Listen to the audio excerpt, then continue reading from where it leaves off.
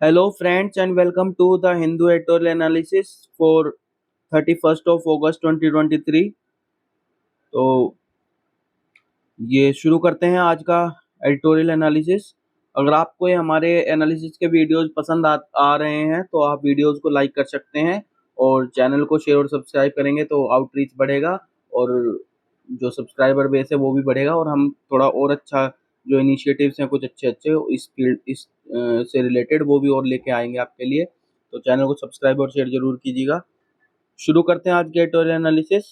First article is playing out a farce, the Manipur assembly disregard duty by adjourning sine die at a time of crisis. तो अभी जो ये recent एकदम बिल्कुल latest है कि जो मणिपुर की लेजिस्लेटिव असेंबली को जो उसका जो सेशन जो होना था जो 6 मंथ का एक्चुअली जो मैक्सिमम गैप जो अवेलेबल है उसके बाद जो है आपको कन्वीन करना ही होता है सेशन। ये आर्टिकल 174 में प्रोवाइड है कॉन्स्टिट्यूशन के कि जो सिटिंग है वो विद इन 6 मंथ्स जो है वो हो जानी चाहिए since the end of the previous session.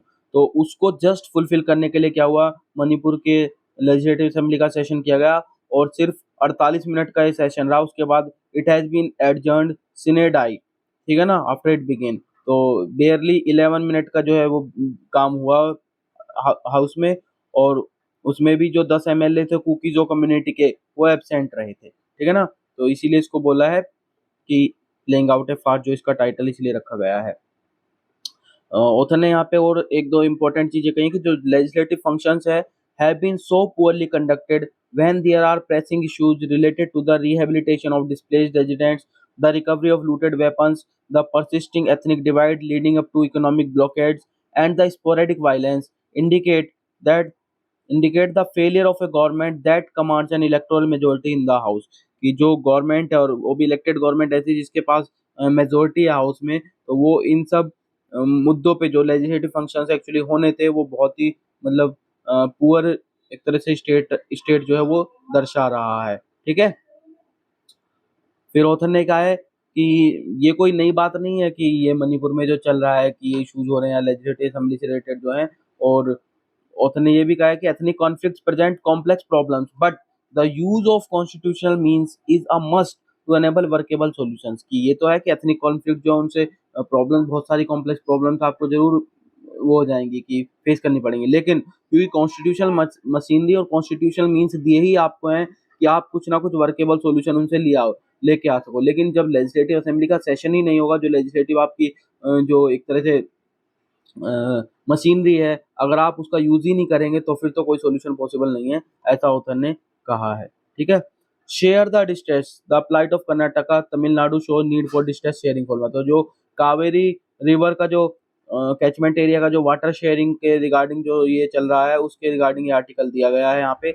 अभी जो रिसेंट जो वो दिया था जो कावेरी वाटर मैनेजमेंट अथॉरिटी ने जो है ठीक है ना, जो क्वांटम ऑफ वाटर जो फिक्स किया था उसको रिलीज करने के लिए वो थोड़ा सा चेंज किया है, ठीक है ना। तो उसकी वजह से वो सुप्रीम कोर्ट जो है सुप्रीम कोर्ट में मुद्दा चल रहा है, ठीक है ना। Where the authority expected to present its report on September 1, जहाँ पे रिपोर्ट जो है वो September 1 को प्रेजेंट होने वाली है। तो यहाँ पे ऑथर ने जो बताया ये बताया कि जो दोनों ही स्टेट हैं वो अपने अपने अलग अलग व्यू पॉइंट दे रहे हैं। कर्नाटक तो ये कह रहा है कि जो जो तमिलनाडु वो तो ये कह रहा है कि कर्नाटक को गवर्नमेंट को ये जो डायरेक्शन देनी चाहिए, मतलब अथॉरिटी को, जो कावेरी वाटर मैनेजमेंट अथॉरिटी उसको डायरेक्शन देने चाहिए to release the quantum of 36.76 TMC feet for September, जो उसका स्टिपुलेटेड जो किया था कावेरी वाटर डिस्प्यूट ट्रिब्यूनल ने अवार्ड, ठीक है ना, 2007 में, और फिर उसको रिवाइज किया था फरवरी 2018 में। तो उतनी अमाउंट जो है उसकी सितंबर की जो है वो रिलीज कराई है, ठीक है ना। तो उन्होंने रीजन दिया कि जो कावेरी डेल्टा के फार्मर्स हैं they need water to save short term standing paddy kuruvai crop over 5.6 lakh acres में, ठीक है ना।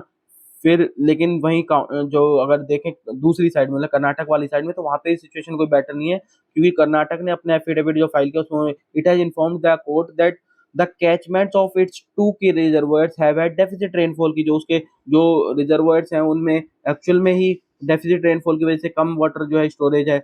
और जो ये CWMA है उसने भी असेसमेंट किया था इसका जो इनफ्लो का डेफिसिट है कर्नाटक के 4 रिजर्वायर्स में उन्होंने, तो उसने भी कहा कि वहाँ पे डेफिसिट है और वो लगभग जो है 51% से जो है फॉल किया है, मतलब 51% कम जो है वो इस बार जो है इनफ्लो हुआ है। तो उसका स्टैंड ये है कि तमिलनाडु को ये समझना चाहिए, मतलब वो ये नहीं समझ पा रहा है कि जो 2023 ईयर है वो कोई नॉर्मल वाटर ईयर नहीं है कि आप डिमांड कर रहे हैं कि जो भी जो कावेरी वाटर डिस्प्यूट ट्रिब्यूनल ने जो सेट की थी उतना वाटर रिलीज किया जाए। ये एक डिस्ट्रेस वाटर ईयर है और ये जो है तमिलनाडु समझने को तैयार नहीं, ये कर्नाटक गवर्नमेंट का स्टैंड है, ठीक है ना।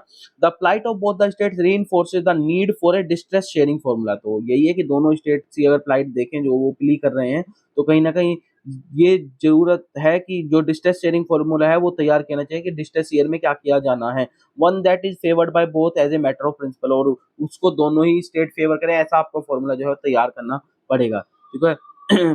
अगर इस मंथ के पहले की बात करें तो जो CWRC थी उसने, कावेरी वाटर रेगुलेशन कमेटी, उसने रिकमेंड किया था कि 15,000 क्यूसेक वाटर जो है वो आपको रिलीज करना है, और उसको घटा के जो है वो 10,000 क्यूसेक जो है वो कर दिया था। Even though the authority says that it accounts for the ground realities and the relevant data, it should not create the perception that its decisions are shaped otherwise, ठीक है ना।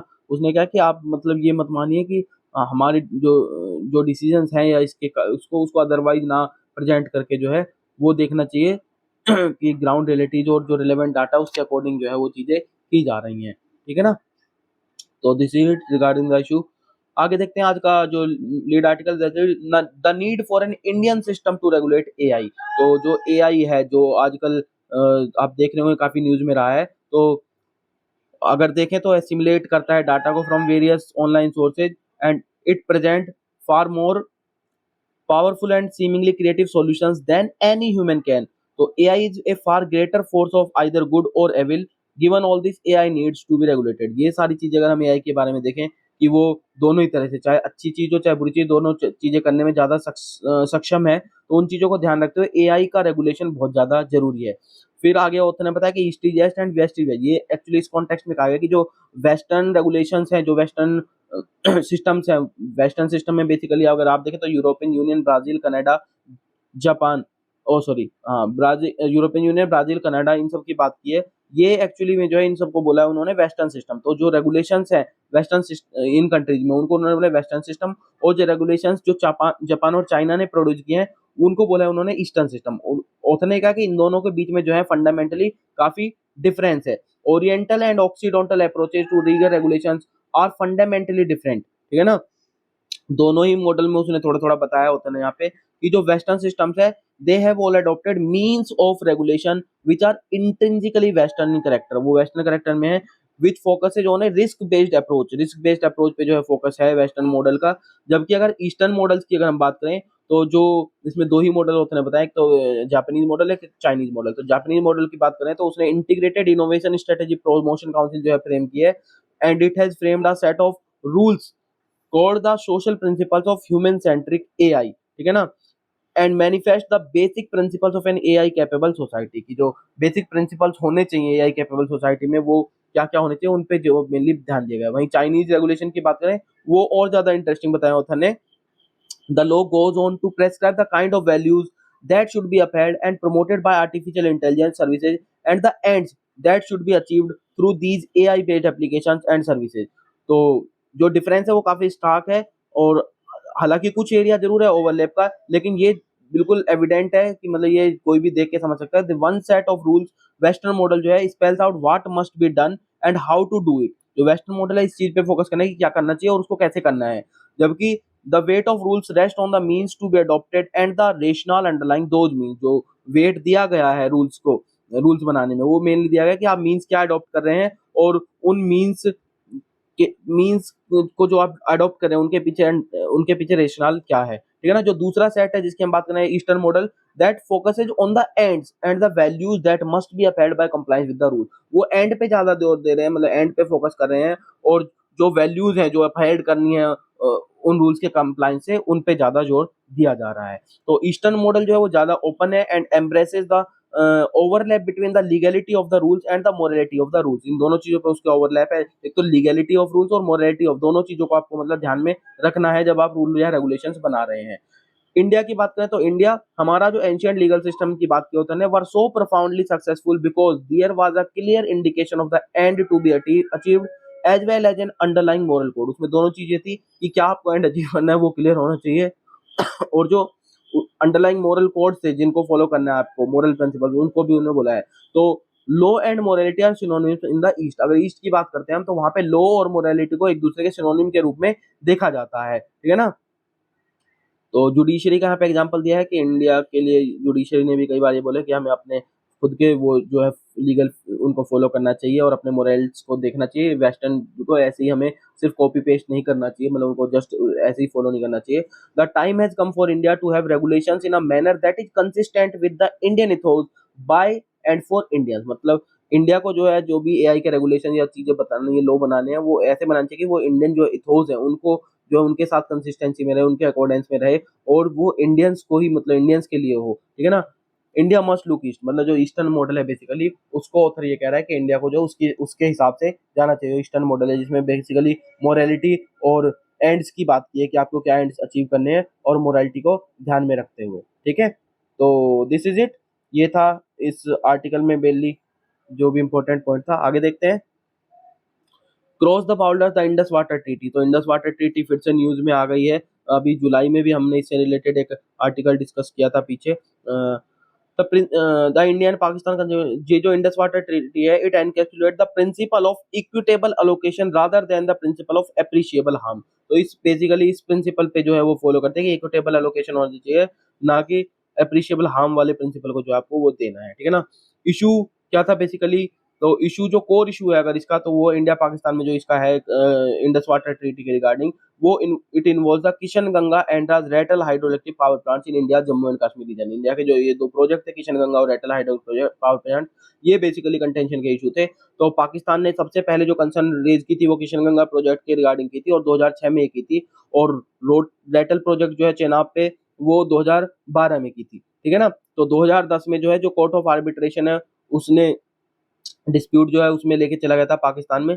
पाकिस्तान ने क्या कंटेंट किया था कि इंडिया का जो प्लान है of constructing these dams is not in line with these projects is not in line with article 3, article 4, 6 and paragraph 15 third of the annexure D of the IWT. Indus water treaty के ये जो closes हैं या articles हैं, इनके एक तरह से इनके कंसिस्टेंस में नहीं है, इनका वो वायलेट करता है, ठीक है ना।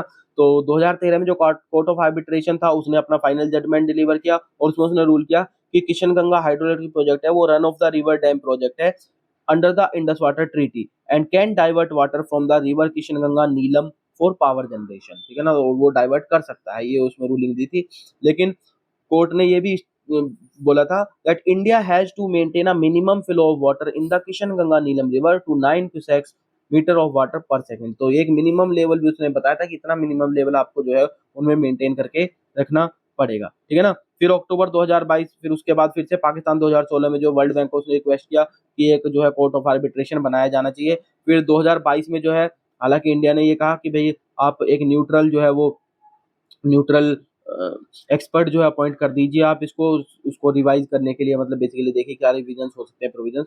तो अक्टूबर 2022 में जो वर्ल्ड बैंक है उसने माइकल लीनो को जो है न्यूट्रल एक्सपर्ट अपॉइंट किया और प्रोफेसर सीन मुर्फी को चेयरमैन किया, कोर्ट ऑफ आर्बिट्रेशन का अपॉइंट किया था। तो इंडिया का स्टैंड एक्चुअली ये है कि it cannot be compelled to recognize or participate in illegal and parallel proceedings not envisaged by the treaty।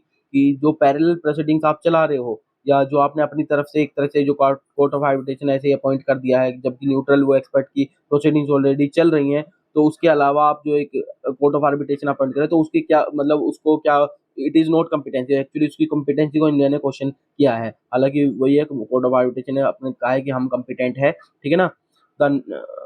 और यहाँ पे थोड़े से रीजंस बताए हैं कि क्या-क्या जो मेनली जो कारण रहे हैं वो ये है। पहला उनमें से बताया ट्रस्ट डेफिसिट की बात है। इनर लाइन ऑफ एडवाइस, तो कुछ एडवाइस दिए हैं इसमें कि ये जो डिस्प्यूट है ये कैसे एड्रेस होता है। उसमें सबसे पहले तो क्योंकि ट्रस्ट डेफिसिट है तो ट्रस्ट बिल्डिंग को बहुत ज़्यादा ज़रूरत है कि ट्रस्ट बिल्डिंग हो दोनों में। इसी के रिगार्डिंग 3-4 एडवाइस दी हैं। पहली ये जो आईडब्ल्यूटी ट्रीटी है, ऑब्जर्व दैट मोर देन, जो आर्टिकल आया था एक्चुअली पिछला जो हमने बात किया जुलाई 2022, it observe that more than going to the court, the need is to incorporate equitable and reasonable utilisation and the no harm rule in the Indus water treaty. तो आपको कोड जाने से बेटर यह है कि जो उसमें इंडस वाटर ट्रीटी में जो दो चीजें कही गई थी, एक तो इक्विटेबल और रीजनेबल यूटिलाइजेशन जो करना है वाटर का वो, और नो हार्म रूल जो इंडस वाटर ट्रीटी में है, अगर आप उसको उसकी तरफ ज्यादा ध्यान रहेंगे या उसको इनकॉर्पोरेट करने की कोशिश करेंगे तो ज्यादा बेटर रहेगा instead of going to the court. ठीक है ना। सेकंड जो बताया है, there is a need to involve local stakeholders also in any negotiation process. कोई भी नेगोशिएशन प्रोसेस हो रहा है दोनों कंट्री के बीच, तो जो लोकल स्टेक होल्डर्स हैं जो अफेक्ट होने वाले हैं उनको लेके चलने की जरूरत है कि हर नेगोशिएशन में उनको लेके जाना चाहिए। तो जॉइंट ग्रुप जो है बनाया जा सकता है जिसमें टेक्नोक्रेट्स होने चाहिए, क्लाइमेट एक्सपर्ट्स होने चाहिए, वाटर मैनेजमेंट प्रोफेशनल्स होने चाहिए, साइंटिस्ट होने चाहिए दोनों कंट्री से। इस तरह का वो सेटअप किया जा सकता है जॉइंट ग्रुप, जो कि जो है कोर प्रॉब्लम जो है उनको जो है उनको एड्रेस कर सकता है या उनकी तरफ ध्यान से होता है। तीसरा ये है to make the IWT work, there is a need to explore cooperation arrangements mention in the article 6 7 of the IWT. जो कोऑपरेशन अरेंजमेंट मेंशन किया आर्टिकल 7 में, उन पे आपको ध्यान देने की जरूरत है कि आप उनको क्या क्या एक्सप्लोर कर सकते हैं। The two countries have to recognise their common interest in the optimum development of the Indus river system. कि आपको दोनों कंट्री के जो कॉमन इंटरेस्ट हैं उनको रिकॉग्नाइज करने की जरूरत है। और फाइनली ये बोला कि Indus water treaty was signed more than 60 years ago. 60 साल पहले ट्रीटी साइन हुई थी। तो एक या दो अमेंडमेंट जो जरूरी है due to changes in the situation in the Indus river basin region. जो इंडस रिवर बेसिन में आज प्रेजेंट डे में जो सिचुएशन है या चेंजेस हो गए हैं उनको देखते हुए जो एक या दो अमेंडमेंट की जरूरत है। लेकिन वही है कि जो प्रोविजन है आईडब्ल्यूटी के वो कैन नॉट बी मॉडिफाइड यूनिलेटरी। उनको यूनिलेटरी एक तरफा तो नहीं मॉडिफाई कर सकते आप। तो इसलिए जरूरी है कि दोनों कंट्री को एक साथ आना चाहिए, ट्रस्ट बनाना चाहिए दोनों के बीच में, और तब जो है कोई भी मॉडिफिकेशन जो करनी है वो की जा सकती है। ठीक है ना।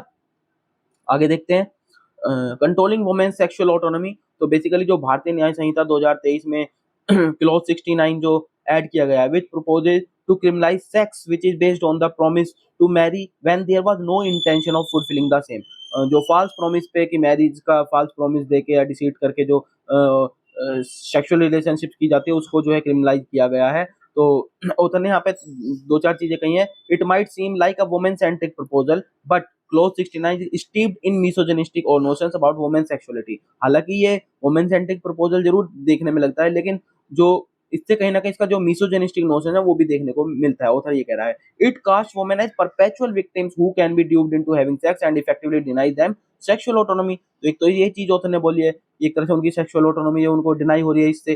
दूसरा, the understanding is that criminal law has to come to rescue the women since the only way for her to reclaim her position in society as a good women is by filing criminal charges against a man unless he agrees to marry her। वही बात है कि सिर्फ मतलब एक good women होने के लिए वो तभी हो सकती है जब वो क्रिमिनल चार्जेस फाइल करेगी against a man unless he agrees to marry her. ठीक है ना। तो इन दोनों चीजों से ही तो आप उसकी सेक्सुअलिटी जो है या सेक्सुअल ओरिएंटेशन है उसको जो है आप एक तरह से नहीं डायरेक्ट कर सकते हो। ठीक है ना।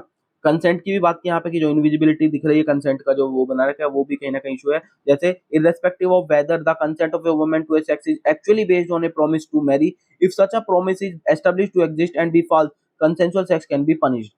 कि अगर ये एस्टैब्लिश कर दिया जाए कि भाई वो जो प्रॉमिस था वो फॉल्स था, तो मतलब आप कंसेंसुअल सेक्स को जो है पनिश कर सकते हो। ठीक है ना। तो मतलब इसका बेसिकली ये कहना चाहता है ऑथर कि इसका मिसयूज भी किया जा सकता है। Rape charges are filed by parents guardians of women against men who elope with the women irrespective of their actual age women are reported as minors. कि ऐसा कई केसेस में होता है कि रेप चार्जेस अक्सर जो है पेरेंट्स या गार्जियंस लगाते हैं और ये नहीं देखा जाता उसमें कई बार कि एक्चुअल एज क्या थी वुमेन की, वुमेन को जो है रिपोर्ट कर दिया जाता है माइनर्स में। और इस केस में क्या होता है कि जो एक्यूज्ड है एक तरह से उसको कस्टडी में ले लिया जाता है और वो काफी टाइम तक कस्टडी में रहता है। फिर बाद में जब पता चलता है कि वो तो एडल्ट थी फीमेल भी, तो उसको कंसेंसुअल सेक्स मान के उसको फिर रिलीज कर दिया। लेकिन वो उस टाइम पे जो ट्रॉमा या वो जो कस्टडी झेल रहा है जो उसको बिना मतलब झेलनी पड़ी है वो कहीं ना कहीं एक तरह मिसयूज है इसका, ऐसा ऑथर ने बोला है।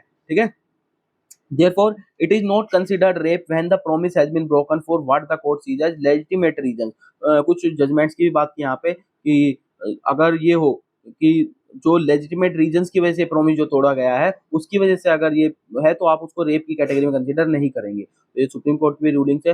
तो promise to marry cases also carry the danger of diluting the gravity of sexual violence and strengthening rape myths. तो ये वाली एक इंपॉर्टेंट अच्छी बात कही है उसने कि जो प्रॉमिस टू मैरी केसेस वाली आप बात कर रहे हो उससे एक डेंजर और है कि जो सेक्सुअल वायलेंस की जो ग्रेविटी है वो कहीं ना कहीं उसको डाइल्यूट कर देता है, और जो रेप के रिगार्डिंग मिथ्स हैं उनको भी कहीं ना कहीं वो स्ट्रेंथन कर रहा है। ठीक है ना।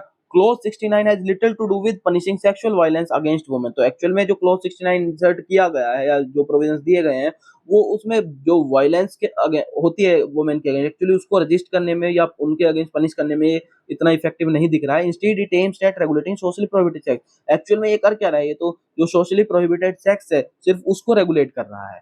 तो ये सब ऑथर ने यहाँ पे बोला है। दिस इट आपको हो सकता हो कि समझ आ गया होगा। In India 74% can't afford a healthy diet, United nation agency report. तो जो सोफी रिपोर्ट होती है state of the food security and nutrition in the world, Sophie report बोलते हैं इसको, 2023 की रिपोर्ट है।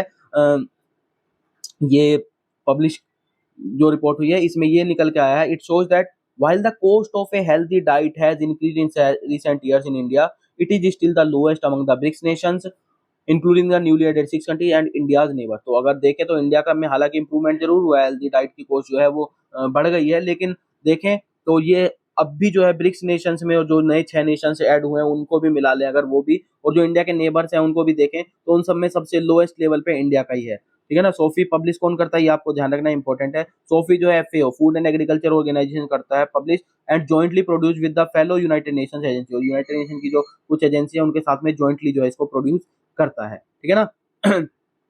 सोफी रिपोर्ट में ये है, the cost of a healthy diet is arrived at by looking at the cheapest local food items that meet dietary guidelines. तो जो सोफी रिपोर्ट बनाई जाती है, डाटा यूज किया था, उसमें कोस्ट जो ली जाती है वो हेल्दी डाइट की वो ऐसे ली जाती है जो cheapest local food items available है उनकी कोस्ट को एक्चुअली लिया जाता है, which are required to meet the dietary guidelines. ठीक है ना।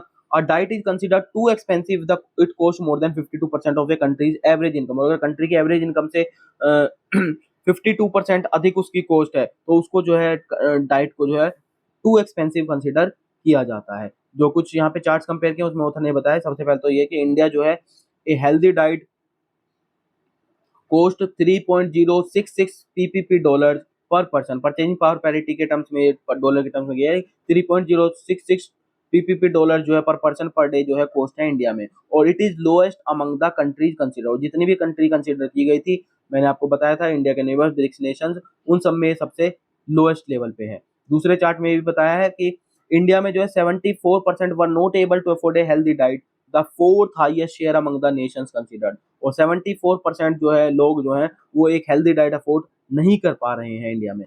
2019 और 2021 के बीच की अगर बात करें, क्योंकि कोविड-19 पेंडेमिक से पहले की बात करें और अब की बात करें 2021 में, तो जो एक्सपेंस है maintaining A healthy diet increase by almost 9% in Asia. Asia region में लगभग 9% से जो है ये एक्सपेंस जो है वो बढ़ गया है।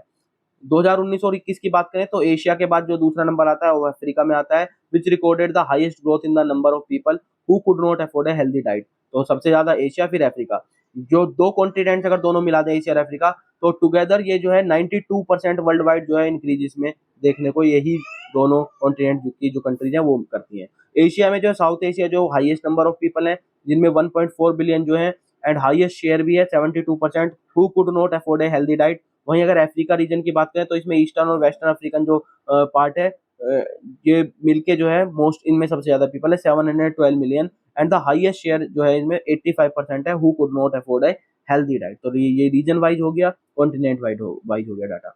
Understanding curbs on rice export. तो बेसिकली जो इंडियन गवर्नमेंट ने प्रोहिबिट किया है एक्सपोर्ट ऑफ व्हाइट राइस और 20% एक्सपोर्ट ड्यूटी भी लगाई गई है और parboiled rice till October 15 and permitted the export of basmati rice for contract with value of $1200 tonne और अबव। तो ये तीनों जो ही रेगुलेटरी मेजर्स एक्सपोर्ट पे लगाई गई हैं उसके रिगार्डिंग ये आर्टिकल है। और ये बेसिकली लगाई क्यों है, to check domestic rice prices and ensure domestic food security को एंश्योर करने के लिए, और जो प्राइसेज है डोमेस्टिक मार्केट में उनको चेक में रखने के लिए ये जो है मेजर्स लगाए गए हैं जो हमने डिस्कस किए थे। राइस प्रोडक्शन एस्टिमेट की अगर बात करें तो जो राबी सीजन था 2022-23 में राइस प्रोडक्शन जो है वो 13.8% कम हुआ था कंपेयर टू 2021-2022 के राबी सीजन में। तो 2021-22 में जो था वो 184.71 लाख टन था, और जो 2022-23 के राबी सीजन में जो राइस का प्रोडक्शन हुआ है वो 158.95 लाख टन हुआ है। तो एक तो ये डाटा आप याद रख सकते हैं अगर चाहेंगे तो डाटा से ये है कि डाटा याद रख सकते हैं आप, मेंस आंसर राइटिंग में भी कोट कर सकते हैं अगर याद रह जाता है तो, वरना ट्रेंड तो बता सकते हैं कि भाई डिक्लाइन हुआ है। ठीक है ना। What are exporters saying. तो इस ये जो रेगुलेशंस एक्चुअली देखने को मिली थी या हुई हैं, तो India is the largest rice exporter है globally with 45% share in the world rice market. World rice market में जो इंडिया का शेयर है वो 45% और it is the largest rice exporter in the world. Overall अगर राइस एक्सपोर्ट्स की बात करें अप्रैल मई वाले पीरियड में 2023 के में, तो वहाँ पे 21.1% हायर देखने को मिला है compared with the same period last financial year. तो मतलब एक्सपोर्ट हायर देखने को मिला है। इस वजह से गवर्नमेंट ने ये थोड़े से जो एक्सपोर्ट से रिलेटेड जो रेगुलेशन है वो लगाए हैं, ठीक है ना।